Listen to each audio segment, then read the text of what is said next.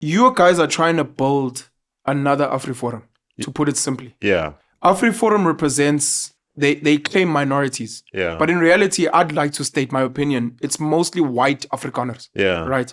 Who are your people if you are trying to be an AfriForum? Are they South Africans? Are they black? They are are they South middle Africans. class? Or maybe the more important question, to make it easy, who are not your people for citizens? Someone listening is like, oh, I'm cut out.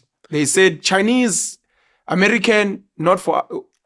Who are you guys trying to attract? Who are we not? So I can talk to who we are trying to attract. Who are we not is anything else that is based on the traditional. So, for example, you will hear that MK is a tribal party, whatever. Freedom Front is a tribal party, right? It's never referred to as a tribal party, but it's actually a tribal party. Of course. So we cannot get away for, again, in the spirit of evolutionary psychology, human beings cannot resist tribes. Yes. To think you are actually going to be outside a tribe is actually crazy. Sure. Whether that tribe, you call it like-minded people, intelligent people, or whatever, right? For us, we started by saying, in the communist socialist language is called the vanguard. So who are the people who have enough exposure to shape the discussion in the country? Okay. Because in South Africa, we have, so you have one person who's actually looking after a big family, and that family, usually the middle class, that family does not have the necessary exposure and all of that, whatever. But that person is highly influential on that family. Yes. Right? So if this person said, we are supporting this cause, they come with the credibility in that family for that. So yes, those families may not be our direct first of line primary target, but actually we are also for them, but through essentially the vanguard, the informed. In simple English, educated. Educated. At tertiary level? Employed. Tertiary level. More like tertiary level, ideally, right? Because that education gives you exposure, or it helps you also understand the different views and all of that. Okay. As a job? As a job. No minimum earning? No minimum earning, but our primary target is more the middle income. And the reason why I'm more the middle income, the low income, and if you go to the whole theory of Maslow's hierarchy, this is one of the things I like that drives me, like grind my balls, like whenever people say, why are this, and you touched on it in one of your talks where people were like, why are South Africans still voting for the ANC or whatever? Maslow tried to argue that actually, depending on where your level, where you are, what issues are you dealing with, there are certain things that mean nothing to you. 100%. You know, so if I'm fighting the bread and butter issues, what am I going to eat tonight?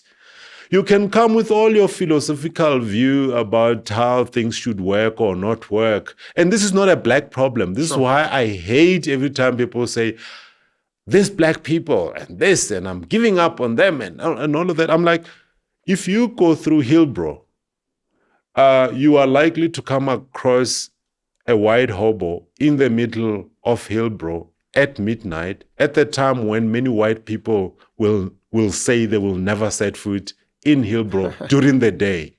Why?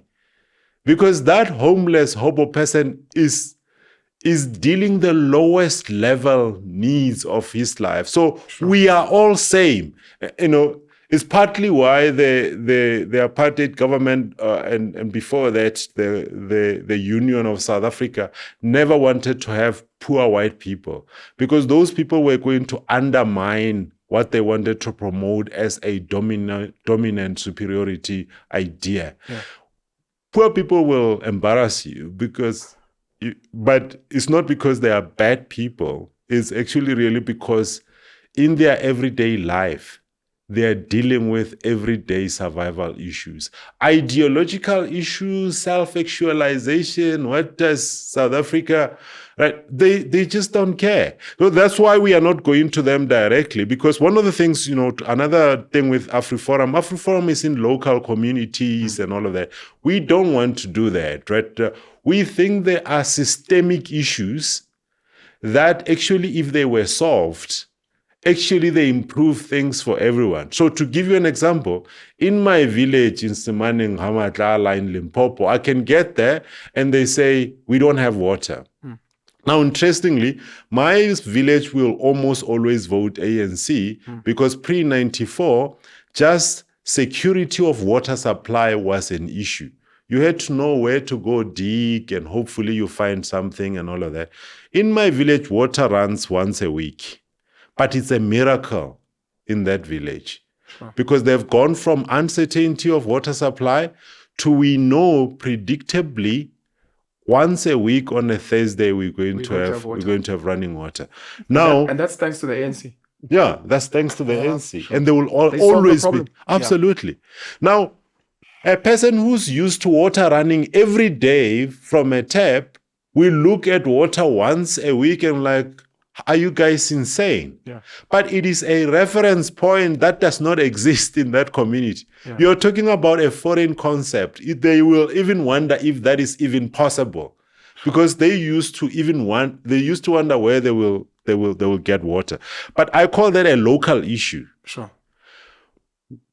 There is enough people trying to tackle the local issue. A systemic issue. You believe so? No, I'm saying there are people playing there. Maybe not enough. Maybe it's not enough. Okay. What would be a systemic issue? A systemic issue is, why are we not talking about desalination of seawater when we are surrounded by seawater on both sides of the country? Now, I cannot go and pitch that with my people in my village, because I will say to them, do you know that part of what we need to do here is to get water from Durban? And they'll be like, yeah, when I get, well, Jan, you go study something,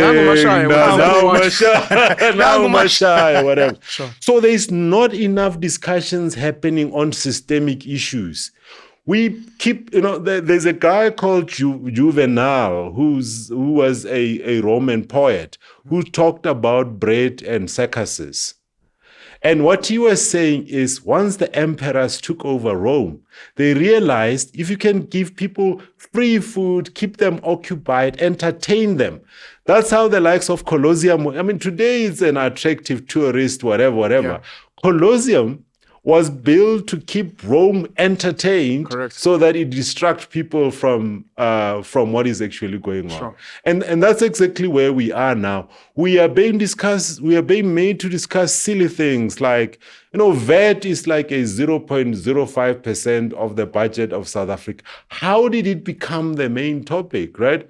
Who actually says this is what we should be discussing?